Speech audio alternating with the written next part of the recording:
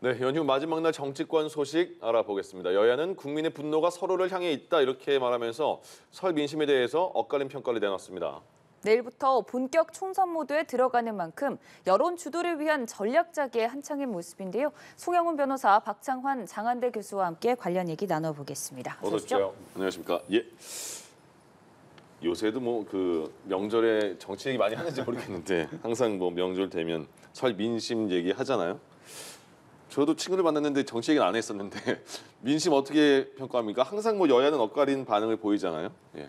뭐 주변의 말씀들을 들어보면 역시 민생 얘기를 제일 많이들 하시는 것 같아요. 네. 그리고 그 다 먹고 살기 힘들고 팍팍한데 여야가 좀 그만 싸워라 그런 말씀들 제일 많이 하시는 것 같고요. 네. 그다음에 또 이제 주변에 그 자영업자분들이나 소상공인분들 이렇게 만나뵈면 최근에는 그 이자 환급 받으신 얘기들 조금씩들 하십니다. 그 이제 정부가 적극적으로 드라이브 걸어가지고 은행권에 좀 상생 노력을 보여달라 이렇게 해서 이제 그 자영업자 소상공인들 이자 환급이 지금 최근에 진행이 되고 있지 않습니까? 그래서 뭐 나도 받았다 하시는 분들이 있고 이게 이제 이금융권은 3월 하순부터 진행이 될 예정이라고 해요. 그리고 또 자영업자 소상공인분들 만나뵈면 이제 중대재해처벌법 시행이 유예되지 않은 것, 그 얘기들을 좀 하세요. 그래서 나는 지금 현실적으로 할 수 있는 게 없는데 굉장히 불안하다. 그래서 이게 이제 유예가 안 된 것이 아쉽다는 얘기들을 많이 하시고 그 논의 과정을 보면 사실은 이제 그 당정에서 여러 가지 야당이 요구하는 걸 많이 수용을 했었습니다. 그러니까 그동안에 뭐 확대 시행이 되는 것에 대해서 준비하지 않은 것을 사과해라. 그다음에 또 정부와 재계가 공동으로 2년 뒤에는 반드시 시행한다는 것을 공개적으로 약속을 해라.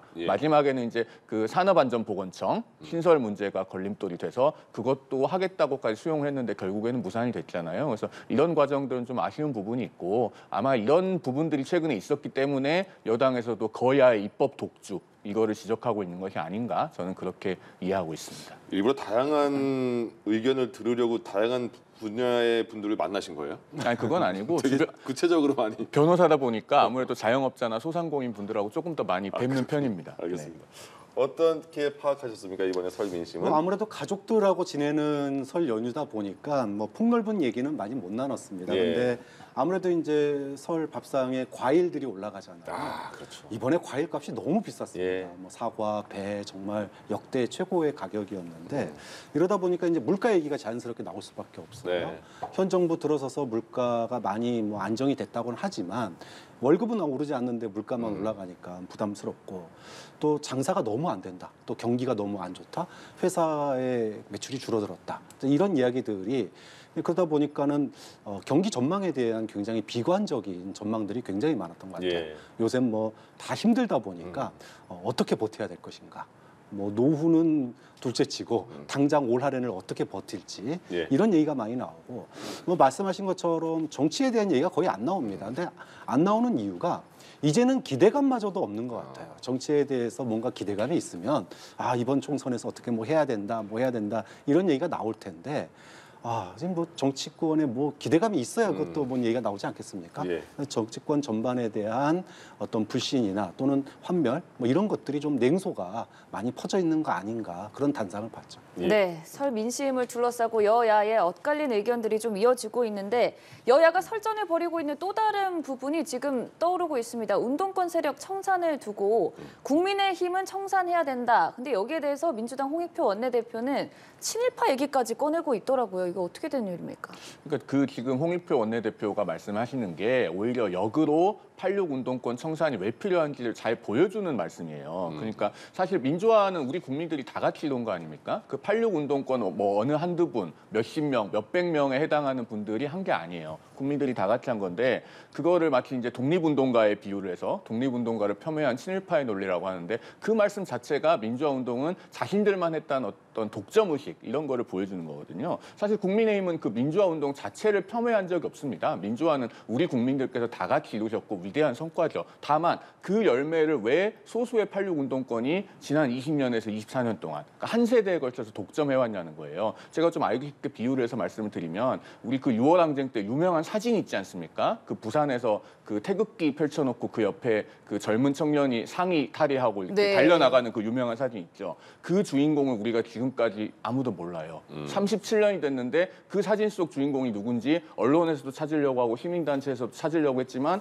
끝내 찾지 못했습니다. 그런데 사실 정치권에 있는 86세대는 그 민주화 운동이 자신들의 결실인 것처럼 그렇게 독점을 해오고 있단 말이에요. 그것에 대해서 한 세대가 지났으니까 따져보자는 것이 지금 국민의힘이 얘기를 하는 거거든요. 그래서 홍익표 원내대표께서 그걸 너무 좀 과민하게 받아들이지 않았으면 하는 생각입니다. 네, 운동권 청산론을 들고 온 국민의힘의 배경에 대해서 좀 짚어주셨는데 그렇다면 홍익표 원내대표가 독립운동가를 폄하한 친일파의 논리와 같다라고 말한 의미는 뭐라고 봐야 될까요? 뭐 역시나 이번 총선을 앞둔 프레임 싸움이죠.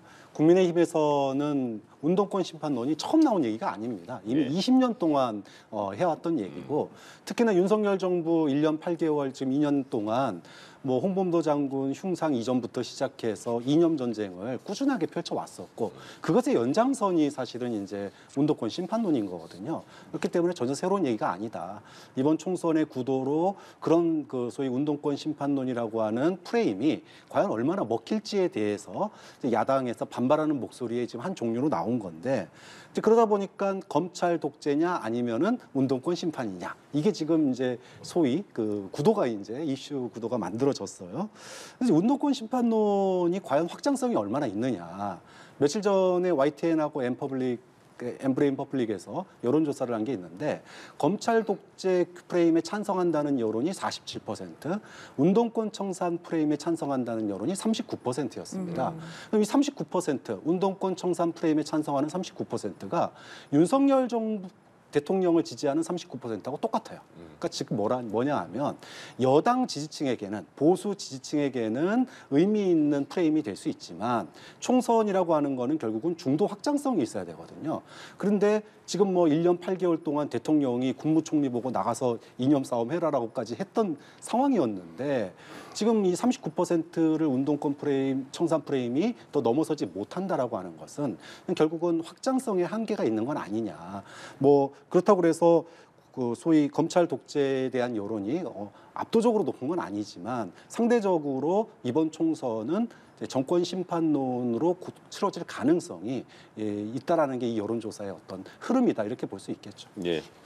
8.6 운동권에 대해서는 국민의힘도 그 민주당 임종석 전 비서실장에 대해서 많은 공격을 하는 것 같은데, 근데 임종석 전 비서실장은 민주당 내부에서도 공천을 줘야 되느냐 말아야 되느냐 이게 친문, 친명 이 대결 구도까지 막 되면서 논란이 일고 있는 것 같아요. 그러면 도대체 임 전 실장 그래서 이재명 당 대표도 SNS에 단결만이 답이다 이렇게 글을 올렸잖아요. 근데 임종석 전 비서실장도 똑같이 단결만이 답이다 해서 똑같이 올렸더라고요. 네. 거기에 대한 답을. 민주당에서는 임종석 전 비서실장의 공천 문제는 어떻게 매듭을 지어야 될까요? 사실은 이 논란에 불을 지핀 게 이명백 공관위원장이에요. 예. 그러니까 공관위원장이 공천 관리의 핵심이 뭐냐 하면 잡음을 최소화하는 겁니다. 예. 공천을 잘한다라고 하는 게 뭐 어마어마하게 대단한 인물들을 공천하는 게 아니라 사실은 내부의 갈등을 최소화해서 그 후폭풍이 최소화되도록 하는 게 공천관리위원회의 역할인데 예. 이명백 위원장이 소위 그 윤석열 정부 탄생에 기여하신 분들은 이 선으로 좀 물러나야 된다 이렇게 얘기한 게 지금 이제 임종석 전 비서실장의 소위 공천과 네. 직결되면서 논란이 커졌어요. 예. 근데 결과적으로 이것이 국민들 눈에는 어떻게 비치느냐? 친명 대 비명의 공천 갈등을 이번 총선이 민주당이 할 만하니까 밥그릇 싸움 하는구나 이렇게 비치거든요. 사실은 이게 제3신당이 통합하는데 또 결정적인 기여를 한 부분도 있습니다. 예. 그렇기 때문에 이재명 대표가 그 설 연휴 시작되면서 SNS에다가 친명 비명 나누는 건 죄악이다. 까지 이렇게 올렸습니다. 예. 저는 이재명 대표가 빠르게 좀 개입한 거라고 봐요. 그래서 이 갈등이 더 커지게 되면 정권 심판론이 희석될 거다. 좀 밥그릇 싸움한 너네 지금 윤석열 정부 이 모양 이 꼴인데 밥그릇 싸움이나 하고 앉아 있구나 이렇게 지지층이 등을 돌릴 수 있거든요. 예. 그렇기 때문에 이재명 대표의 말씀처럼 그런 그 SNS의 글처럼 이 논란이 더 지속되지 않게끔 빠르게 진화를 해 나가는 예. 그런 모습을 기대를 합니다. 임종석 전 비서실장의 공천 여부가 친명 대 비명의 갈등을 해소하는 그런 뭐 어떤 기점이 될까요? 그거 하나 갖고 해소가 되겠습니까? 예. 사실은 저는 민주당 내부에서 벌어지고 있는 그 임종석 전 실장의 공천 여부 논란에 대해서요. 임 전 실장은 일종의 맥거핀이라고 하는 생각이 들어요. 예. 맥거핀이 이제 우리가 영화에서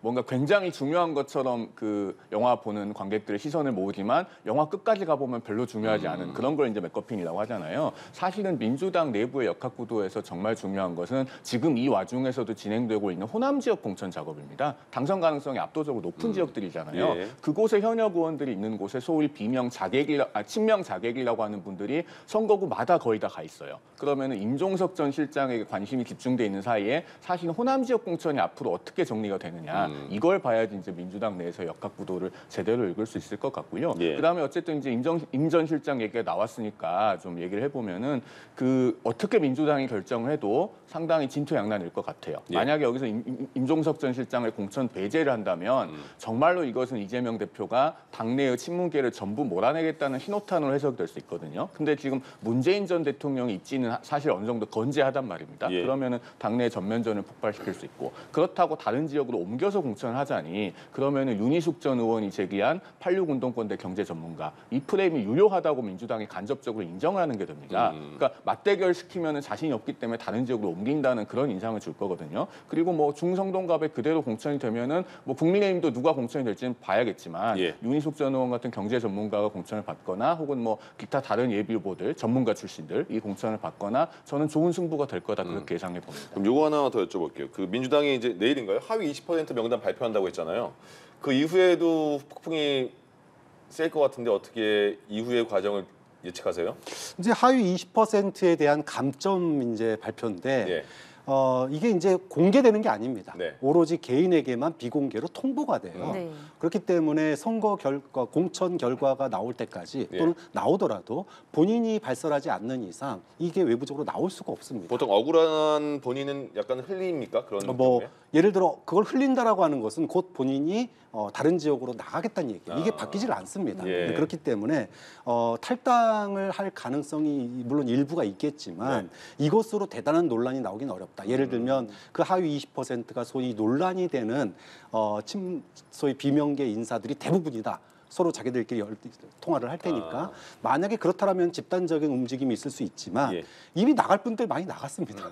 나갈 분들 많이 나갔고 그리고 하위 20%에 대한 그 평가 규정들이 다 있기 때문에 이것이 뭐 커다란 뇌관으로 작용하기는 쉽지 않을 거다. 다만 예. 이제 한두 분이 여기 이것에 이제 불복해서 탈당을 한다든가 또는 이거를 공론화를 시킬 수 있는 여지가 있다. 근데 그 공론화가 됐을 때 그 20여 명의 대다수가 예를 들어 비명계고 소위 말해서 자객 출마를 나간 지역이다. 이러면은 논란이 되겠죠. 그런데 그것을 공론화시킬 정보가 유출되거나 또는 나가거나 할 수 있는 방법이 없기 때문에 큰 논란은 없을 거라고 봅니다. 그렇군요. 예. 사실 발표 이후에 뭐 큰 움직임이 있을 거라는 예측도 있는데 그거에 대해서는 좀 선을 그으시는 거고요. 그렇죠. 왜냐하면은 이게 개별 통보거든요. 그렇기 때문에 이거를 누구에게 확인할 길이 없습니다. 예. 개별 통보고 이 개별 통보 받으신 분들이 뭐 따로 텔레그램에서 만나서 하지 않는 이상은 예. 네. 이럴 가능성이 그다지 높지는 않죠. 이 민주당의 발표 이후에 제3지대로 또 대거 유입될 수도 있다라는 얘기도 많이 나오거든요. 그런 부분에서 좀 선을 그어주셨는데 비슷한 생각이세요?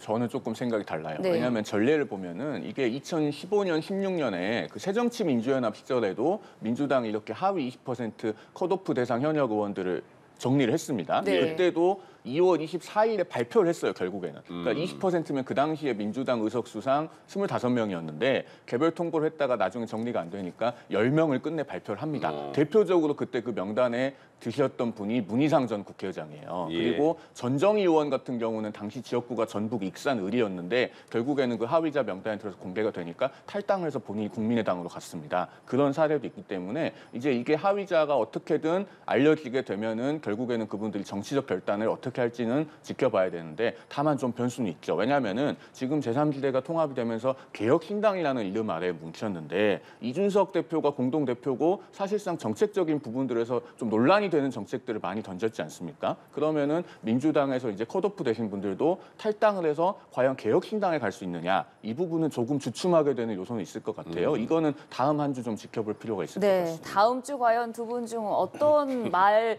향해서 정치권의 흐름이 흐를지 지켜보도록 하고요. 또 공교롭게도 내일 국민의힘 지역구 후보 면접을 시작합니다. 이 부분은 또 어떻게 이루어질까요? 예, 내일부터 이제 서울 지역을 시작으로 면접이 진행이 되죠. 그리고 이제 단수 공천 대상은 면접을 하고 그 다음 날 바로 발표를 하기로 했습니다. 네. 속도감 있게 좀 공천이 이루어질 것 같고요. 아무래도 이제 지금 언론에서 많이 관심을 갖고 있는 건 영남 지역의 중진 재배치일 것 같습니다. 네. 지금 서병수 의원을 이제 부산 북강서 갑에, 또 김태 의원을 경남 양산을에 뭐 이렇게 재배치를 하고자 당에서 요청을 했고 이분들이 수용을 하셨지 않습니까? 다 이제 광역시장 또 그 도지사를 지낸 분들이기 때문에 해당 지역에 갔을 때 상당히 소구력이 있을 걸로 보여요. 그 북강서갑 같은 경우는 지난번 총선에서 이제 불과 2% 차이가 났던 곳이고 또 양산을 같은 경우도 지난번 총선에서 1.7%, 그전 총선에서는 1.9% 아주 이렇게 근소하게 그 승부가 갈렸던 곳이기 때문에 광역단체장을 역임했던 분들이 옮겨감으로써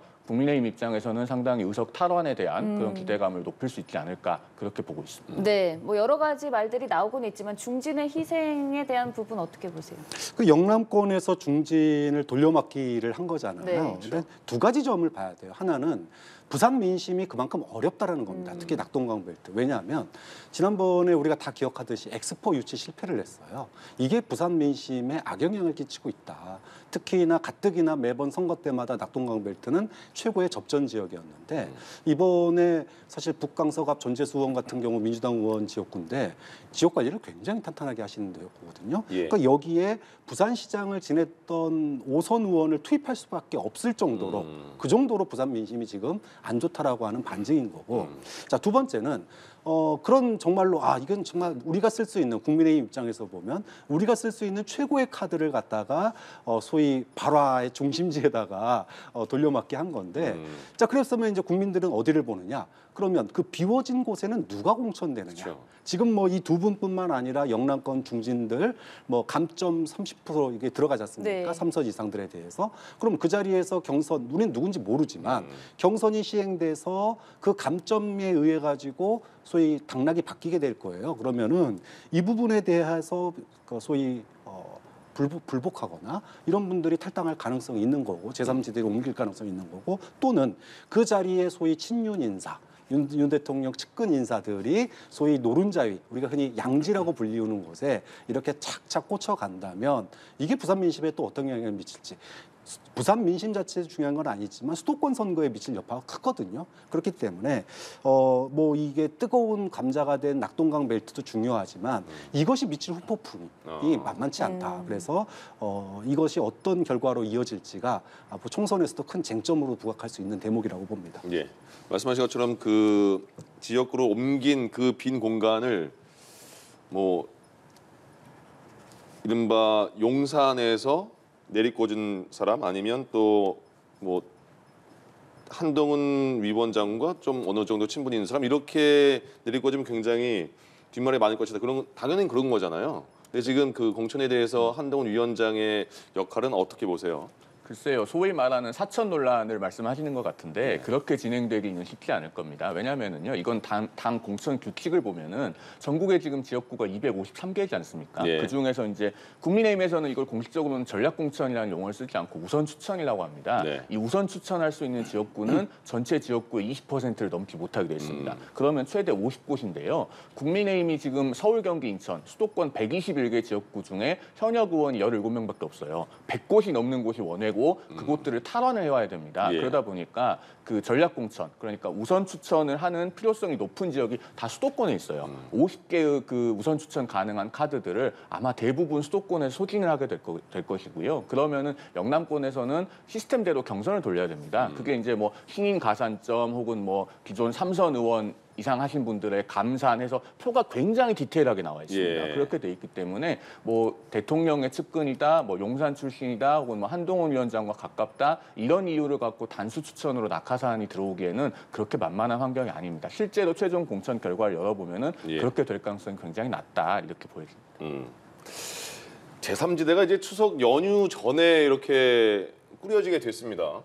그러니까 앞서 말씀드린 그 밥상머리 민심의 제3지대 그 뭉쳤다 이런 거를 좀 드러내기 위한 그런 움직임이라고도 보이는데 근데 너무 다른 색깔의 세력들이 뭉쳤잖아요. 그러면 이 제3지대에 과연 파급력이 있을까 총선에서 어떻게 예상하세요?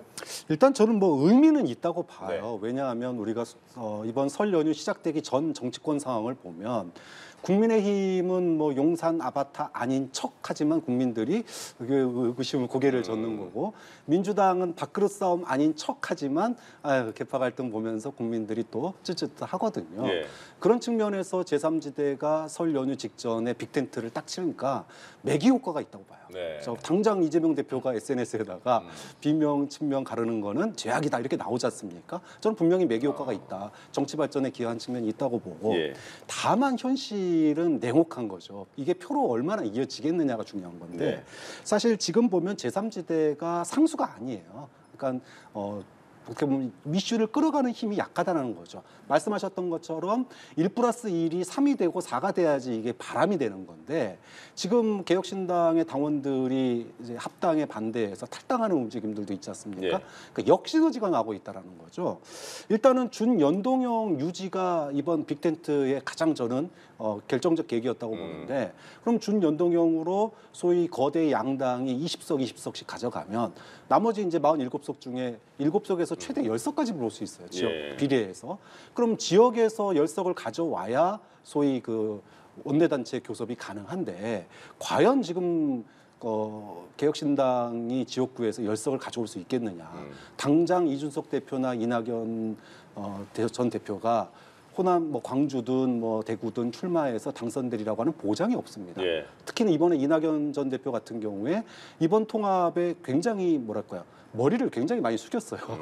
그러니까 이제 굉장히 본인은 양보했다고 얘기하겠지만 그동안의 기싸움을 이렇게 쭉 보신 분들 입장에서라면 이낙연 대표가 굉장히 굴욕적인 통합을 했다. 이렇게 평가를 받는데 예. 자, 그런 상황에서 광주 지역구 나가서 과연 당선될 수 있을까? 자, 이렇게 놓고 본다면 과연 제3지대의 파급력이 뭐 10석 전후로는 뭐 충분히 예상이 되지만 예. 소위 말해서 원내 교섭단체까지 갈 수 있을까? 여기에 대해서는 뭐 여러 가지 면에서 좀 우려스러운 면이 많죠.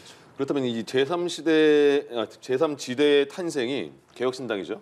개혁신당이 여야를 놨을 때 총선에서 어느 쪽 표를 조금 이렇게 잠식할 거라고 보세요?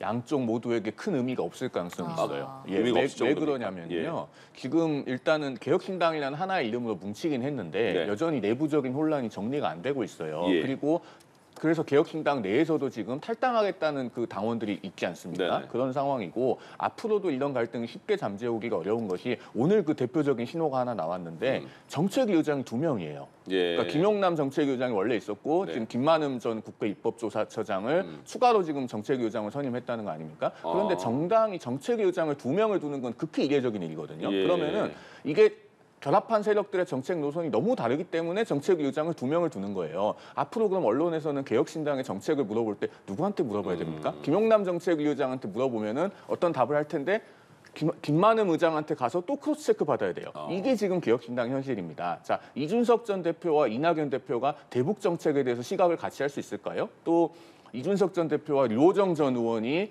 젠더 문제에 대해서 입장을 같이 할 수 있을까요? 이런 잠재적인 뇌관들이 개혁신당 내부에 잠재해 있기 때문에 예. 아까 이제 우리 박 교수님께서는 10석 언저리 말씀하셨는데 지난번 총선에서요 9.67% 정당 득표를 한 정의당이 5석을 받았고 그것보다 조금 적은 득표를 한 국민의당이 6.8%로 3석을 받았습니다. 그러면은 한 10% 정당 득표를 해야 5석이 나오고 7%, 6% 득표하면 한 3석 정도인데 그러면은 이 정도 만약에 득표를 해서는 여야 어느 쪽에도 큰 영향을 미치기 어렵고 예. 개혁신당이 내부적으로 어쨌든 단일 대우를 잘 구성을 하지 않으면은 돌풍을 일으키기는 좀 어렵지 않나 이렇게 봅니다. 그러면 이준석 대표, 이낙연 대표 공동 대표잖아요 지금.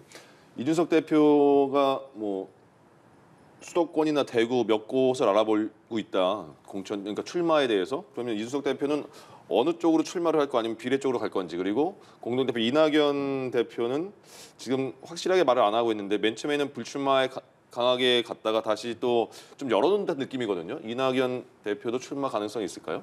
일단은 이낙연 전 대표로서는 지금 본인의 정치적 입지를 회복하려면은 지역구 출마가 필요하죠. 네. 호남 지역에 출마를 해서 그 호남에서의 어떤 그 개혁신당의 당 지지율을 끌어올리고 다른 지역구 후보들도 좀 동반 당선을 모색할 수 있는 예. 그런 건 필요해 보입니다. 그러면은 만약에 이낙연 대표가 지역구 출마를 한다고 했을 때 이준석 대표만 비례로 가는 게 가능하겠느냐 이 문제를 생각해 볼 필요가 있어요. 예. 만약에 이준석 대표만 비례로 갔다가는 당내에서 굉장히 큰 반발에 직면하게 될 거고 예. 우리가 2016년 총선에서도 더불어민주당이 그때 김종인 비대위원장이 비례 2번을 받았지 않습니까? 셀프 비례 논란으로 그 선거가 끝날 때까지 굉장히 시달렸어요. 예. 그런 전략이 있기 때문에 이준석 대표만 비례로 가기는 어려울 것이다. 그러면 지역구 어딘가에 출마를 해야 되는데 아마 그 부분에 대해서는 현재는 전략적 모호성을 견지하고 있는 것 같습니다만은 제 개인적으로 예상을 해보자면은 예. 결국에는 영남 어딘가에 출마를 하지 않을까 이렇게 봅니다. 네. 개혁신당의 두 대표의 출마 예측 좀 해주시죠. 뭐 지금 사실 이낙연 전 대표 같은 경우에는 굉장히 고심이 많을 거예요.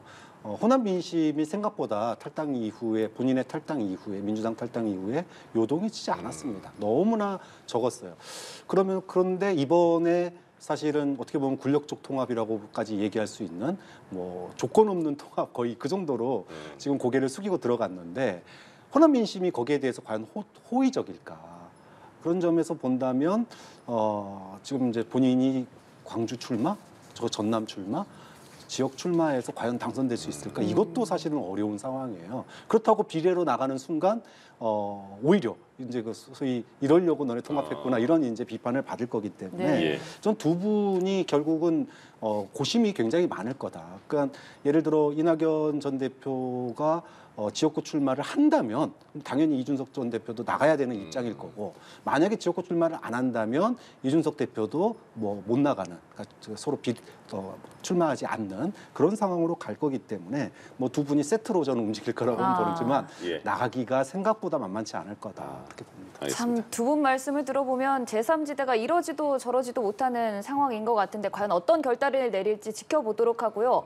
또 향후 행보에 대한 말이 나오는 인물이 조국 전 법무부 장관입니다. 내일 일단 부산에서 총선 출마와 관련된 입장을 표명할 것으로 보이는데 뭐 지역구, 비례 여러 가지 얘기가 나오고 있거든요. 어느 쪽으로 좀 입장을 내놓을까요? 글쎄요, 저도 도대체 뭐 많은 사람들은 뭐 비례정당 만들지 않겠느냐 네. 이렇게 예측을 했었는데 지금 나오는 얘기가 좀 내일 부산에서 지금 네. 이제 발표를 한다는 거 아닙니까? 그럼 왜 부산일까? 사실은 조국 전 장관에 대해서 많은 사람들이 당시에 법무부 장관 가지 말고 부산 출마했어야 됐었다라는 얘기를 굉장히 많이 했었거든요. 예. 그리고 이제 본인이 소위 말해서 정치권, 민주당이나 지지층에 누를 끼치지 않으면서 윤석열 정부와 대립각을 세울 수 있는 최고의 그림은 본인의 고향인 부산에서 무소속 출마를 하는 거예요. 이제 그렇게 되면 소위 말해서 명예회복 플러스 그러면서도 민주당에 어떻게 보면 부담을 덜 주는 이런 형식이 될 수도 있기 때문에 좀 무소속 출마 가능성도 뭐 지금 완전히 닫힌 건 아니다. 네. 근데 다만 확률적으로 보면 조국 전 장관이 만약에 신당을 만든다 그러면 이게 조국 전 장관에 대한 매니아층이 굉장히 많습니다. 예. 특히나 민주당 지지층 내에서도 민주당이 이번 선거 프레임이 뭡니까? 검찰 독재 청산이에요. 그럼 검찰 독재의 가장 큰 피해자가 누구냐 그러면 조국 전 장관 이름이 빠질래야 빠질 수가 없거든요. 그럼 본인의 뭐 유죄 여부를 떠나서 동정 여론이라는 게 있는 겁니다. 그렇게 되면은 3% 이상이 가능하거든요. 그렇기 때문에 뭐 그렇게 될 경우에 다 이제 상대적으로 민주당은 좀 부담이 되겠죠. 근데 어찌 됐든 두 개 중에 하나가 될 텐데 글쎄요 뭐가 될지는 아직은 잘 모르겠습니다. 네, 뭐가 될지 좀 아시겠습니까? 글쎄요. 일단은 출마를 한다고 하면은 그 자체가 좀 문제라고 봐요. 아까 영상에도 나왔습니다만 오늘 그 봉하마을 노무현 대통령 묘소에 참배를 했던데 저는 노무현 대통령을 사랑하시는 분들이 이 장면을 보면은 상당히 화를 내셨을 거라고 생각을 합니다. 사실은 그 이제 2심 판결까지 나왔기 때문에 2심까지가 사실심이잖아요. 그러니까 이렇게 얘기를 해도 부족함이 없을 것 같은데 사실 문서를 위조하신 분이 국회의원 나오면 되겠습니까? 이게 노무현 정신하고 아무 관계가 없는 거잖아요. 그런데 봉하마을에 저렇게 참배를 하고 이제 내일 어떤 정치적 진로를 밝히겠다고 하는 것이 노무현 대통령을 사랑하시는 분들이 보기에 과연 흡족할까? 마음에 드셨을까 저는 그런 의문이 좀 들고요. 그다음에 이제 지역구냐 비례나 하는 문제는 지금까지는 정치권에서 해석을 하기로 그 새로운 길이라고 하는 것이 아무래도 비례정당 쪽에 방점이 찍혀 있지 않나 그렇게 많이들 해석을 하시는 것 같습니다. 저도 좀 그렇게 보는데요. 만약에 이제 조국 전 장관이 비례정당을 창당하거나 비례정당 어딘가에 몸담아서 비례대표 후보로 나오는 방법을 택한다면은 그거는 지역구 선거와 달리 비례제에서는 자신에 대한 반대 투표가 불가능하다는 거를 많이 염두에 둔 것으로 그렇게 봐야 될 겁니다. 우리가 지역구에 어떤 후보가 출마를 했을 때 그 후보가 싫으면은 유권자들은 그 후보에 대해서 반대 투표를 할 수 있거든요. 상대 후보를 찍는 방식으로. 네. 비례대표에서는 그게 안 돼요. 물론 병립형에서도 원래 그런 건 안 됐습니다만 지금 연동형 비례대표제가 유지가 되면서 한쪽 구석에서 3% 이상을 모으면은 국회에 진입할 수 있다. 이런 기대감을 주기 때문에 지난번 총선 때도 그렇고 비례정당들이 난립하고 있지 않습니까? 그런 거를 봤을 때 사실은 이번에 이렇게 병립형으로 회귀하지 않고 연동형이 유지됨으로써 조국 전 장관도 신당 창당 같은 것을 모색해 볼 수 있는 환경이 된 것이 아닌가 그런 생각이 들고 그러면은 이런 선거제가 유지됨으로써 조국 전 장관 같은 분도 신당을 창당해서 그 선거에 출마할 수 있게 됐을 때 그걸 국민들이 어떻게 평가하실 건가? 그 선거 제도를 유지하기로 결정한 이재명 대표에 대해서도 일정한 평가가 있지 않을까? 저는 그렇게 생각해 봅니다. 민주당은 그 통합비례정당을 만든다고 해서 굉장히 많은 그 조직들이 합류하려고 하는 거잖아요. 반대로 국민의힘은 통합 위성정당을 만든다고 했고 이름까지 나왔죠. 네, 국민의 미래로 예. 정해져 있습니다. 국민의힘 같은 경우에는 그 위성정당에 대한 그 복잡함이 크게 없는 것 같아요.